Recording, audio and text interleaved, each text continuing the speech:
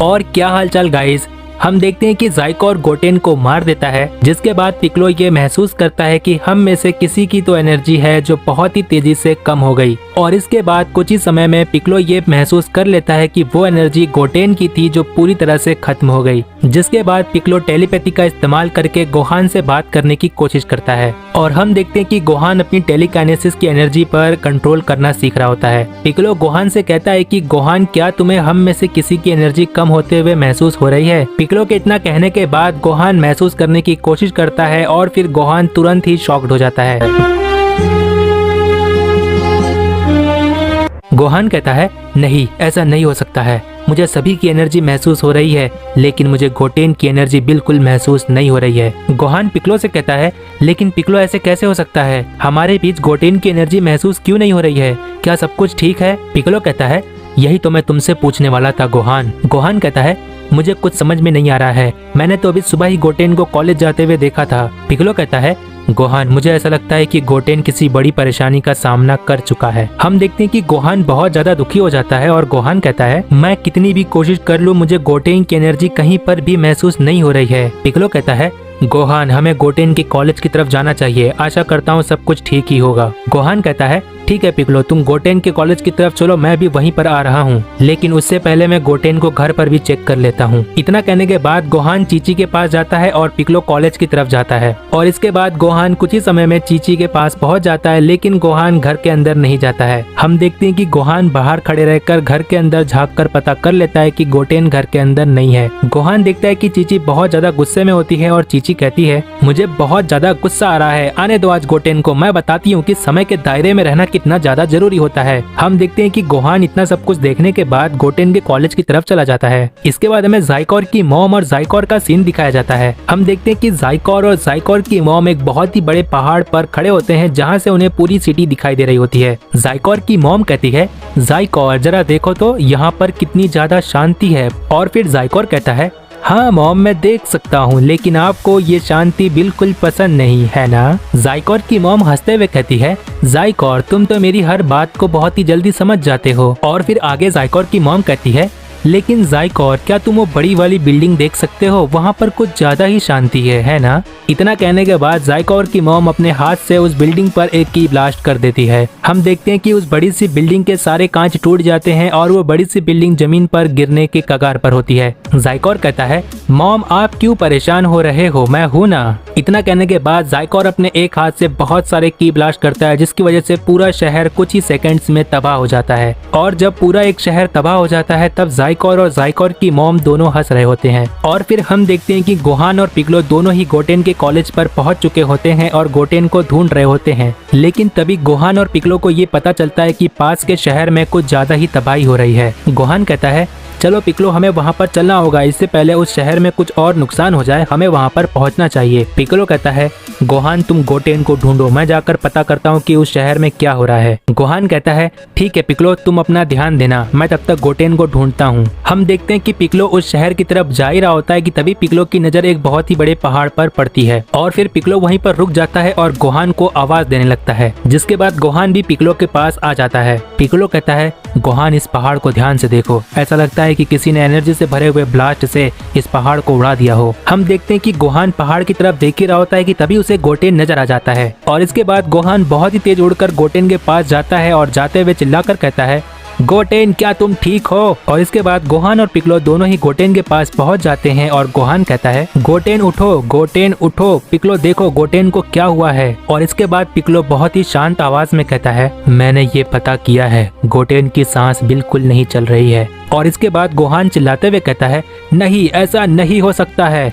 और फिर पिक्लो बहुत ज्यादा निराश होता है और वहीं पर खड़े रहता है और मन ही मन सोचता है, मैंने कभी नहीं सोचा था कि एक महान वॉरियर के बेटे के साथ ऐसा कुछ हो सकता है। हम देखते हैं कि गोहान को बहुत ज्यादा गुस्सा आने लगता है और उसके अगल बगल से बहुत ज्यादा इलेक्ट्रिसिटी आने लगती है। और फिर गोहान अपने दोनों हाथों से गोटेन के चेस्ट पर मारने लगता है और कहता है, मैंने कहा था ट्रेनिंग करो, अगर तुम ट्रेनिंग करते तो तुम्हारा इतना बुरा हाल कभी नहीं होता गोटेन। हम देखते हैं कि गोहान गुस्से में आकर गोटेन के चेस्ट पर अपने दोनों हाथों को पीट रहा होता है। पिक्लो कहता है, गोहान अपने आप को संभालो, मैं तुम्हारे तकलीफ को समझ सकता हूँ। हम देखते हैं कि गोहान अभी भी बहुत ज्यादा दुखी होता है और वो गोटेन के चेस्ट पर अपने दोनों हाथ से पीट रहा होता है। हम देखते हैं कि गोहान के दोनों हाथ से गोटेन के चेस्ट पर लग रहा होता है, जिसकी वजह से गोटेन की हार्ट बीट वापस चलना शुरू हो जाती है। गोहान अपने आप को बहुत ज्यादा कोस रहा होता है कि मेरे छोटे भाई, मैं तुम्हें नहीं बचा पाया। लेकिन तभी पिक्लो कहता है, गोहान क्या तुमने देखा, गोटेन सांस ले रहा है। और इसके बाद गोहान और पिक्लो दोनों ही देखते हैं कि गोटेन सांस ले रहा होता है और पिक्लो आगे कहता है, गोहान मुझे ऐसा लगता है कि गोटेन भले ही सांस ले रहा हो, लेकिन गोटेन इस वक्त बेहोश है और बेहोश होने की वजह से हम उसे संसोबीन भी नहीं दे सकते हैं। हमें तुरंत बुल्मा के लैब के पास चलना होगा। इतना कहने के बाद पिक्लो कहता है,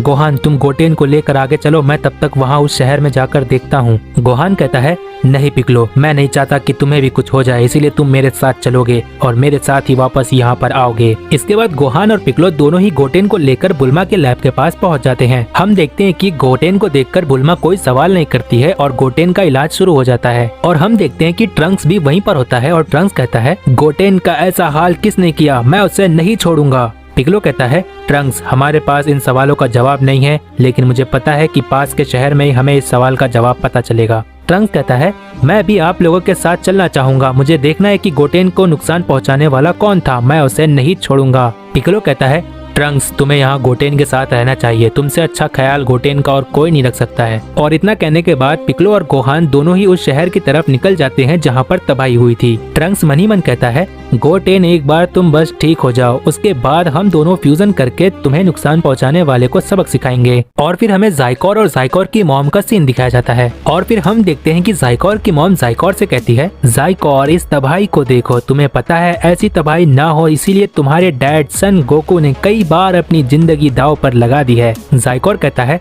जी हाँ मॉम मुझे पता है, लेकिन इन कमजोर और बेकार इंसानों के लिए अपनी जान दांव पर लगा देना किसी पागलपन से कम नहीं था। जाइकोर इतना कह रहा होता है कि तभी हमें गोहान और पिक्लो का सीन दिखाया जाता है। और फिर हम देखते हैं कि पिक्लो और गोहान दोनों ही उस शहर के पास पहुंच जाते हैं। और इसके बाद गोहान जाइकोर और जाइकोर की मॉम को कहता है, कौन हो तुम लोग, यहाँ पर किस लिए आए हो। जाइकोर गोहान से कहता है, मुझे पता था तुम आओगे, लेकिन अफसोस तुम लोग बहुत ज्यादा लेट हो। गोहान जाइकोर से कहता है, बकवास बंद करो और तुमने मेरे भाई को नुकसान पहुंचाया है, इसका सबक तुम्हें सीखना होगा। गोहान इतना कहने के बाद जाइकोर को बहुत ही ध्यान से देख रहा होता है। और इसके बाद गोहान मन ही मन कहता है, क्या ये एक सेयन है, मुझे यकीन नहीं हो रहा है क्योंकि इसकी एनर्जी एक सेयन से बहुत ज्यादा मिलती है। इतना कहने के बाद गोहान जाइकोर को चिल्लाकर कहता है, कौन हो तुम और यहाँ किस लिए आए हो। जाइकोर गोहान से कहता है, ओहो गोहान, कम से कम मुझसे रिस्पेक्ट से बात करो, आखिर मैं तुम्हारा छोटा भाई हूँ। गोहान जाइकोर से कहता है, तुम्हें मेरा नाम कैसे पता चला, अब मुझे तुम गुस्सा दिला रहे हो। जाइकोर कहता है, मुझसे मिलो, मैं हूँ स्ट्रॉन्गेस्ट सेयन सन गोकू का तीसरा बेटा जाइकोर। गोहान कहता है, बहुत हो गया मजाक, तुम्हें सभी का नाम पता है, मुझे लगता है कि तुम्हें कोई ट्रिक आती है जिसकी वजह से तुम्हें सभी के नाम पता चल जाते हैं। और इसके बाद गोहान आगे कहता है, मैं तुम्हें एक मौका देता हूँ, अगर तुमने गोटेन को मार दिया होता तो शायद मैं तुम्हें वो मौका नहीं देता, लेकिन तुम एक सेयन हो इसीलिए मैं तुम्हें ये चांस देना चाहता हूँ, यहाँ से चले जाओ। जाइकोर कहता है, हाँ मैं चला जाऊंगा, लेकिन मेरी मॉम ने कहा है कि मुझे तुम सभी को खत्म करना है, तो मैं अपनी मॉम की बात को टाल नहीं सकता। और इसके बाद पिक्लो जाइकोर की मॉम से कहता है, तुम तो शायद कोई एक सुप्रीम काई हो, एक सुप्रीम काई को ऐसा करते हुए मैंने कभी नहीं देखा। जाइकोर की मॉम कहती है, ओह लगता है कि मैंने अपने बारे में बताया ही नहीं, मेरा नाम है लीला और मैं हूँ वेस्ट सुप्रीम काई। मुझे गोकू से अपना पुराना हिसाब पूरा करना है। 25 साल पहले उसने मेरे पहले बेटे को बहुत बुरी तरह से मार दिया था, लेकिन अफसोस मेरा वही पहला बेटा पूरे मल्टीवर्स का सबसे स्ट्रॉन्गेस्ट मॉर्टल बन चुका है। और जाइकोर है मेरा दूसरा बेटा जो कि सबसे स्ट्रॉन्गेस्ट सेयन है पूरे मल्टीवर्स में। पिक्लो जाइकोर की मॉम से कहता है, तो इसका मतलब तुम्हारा पहला बेटा पूरे मल्टीवर्स का सबसे स्ट्रॉन्गेस्ट मॉर्टल है, जरा मुझे बताओगी वो कौन है। जाइकोर की मॉम कहती है, चिंता मत करो, उसे तुम सभी जानते हो, बस फर्क इतना है कि जाइकोर मेरा सगा बेटा है और जो सबसे स्ट्रॉन्गेस्ट मॉर्टल है, जो सबसे पहला बेटा है, वो मेरा सगा बेटा नहीं है। गोहान कहता है तुम्हारी बकवास बहुत ज्यादा हो चुकी है, अब यहाँ से निकल जाओ। गोहान की ये बात सुनने के बाद ज़ाइकोर की मॉम कहती है ज़ाइकोर तुमने देखा ये लोग एक काई का रिस्पेक्ट बिल्कुल नहीं करते और उससे भी बढ़कर तुम्हारी मॉम का रिस्पेक्ट तो बिल्कुल नहीं करते, इनकी अकल ठिकाने लगानी ही होगी। ज़ाइकोर कहता है चिंता मत कीजिए मॉम, अभी कुछ समय बाद यही लोग आपके सामने अपनी जिंदगी के लिए भीख मांग रहे होंगे।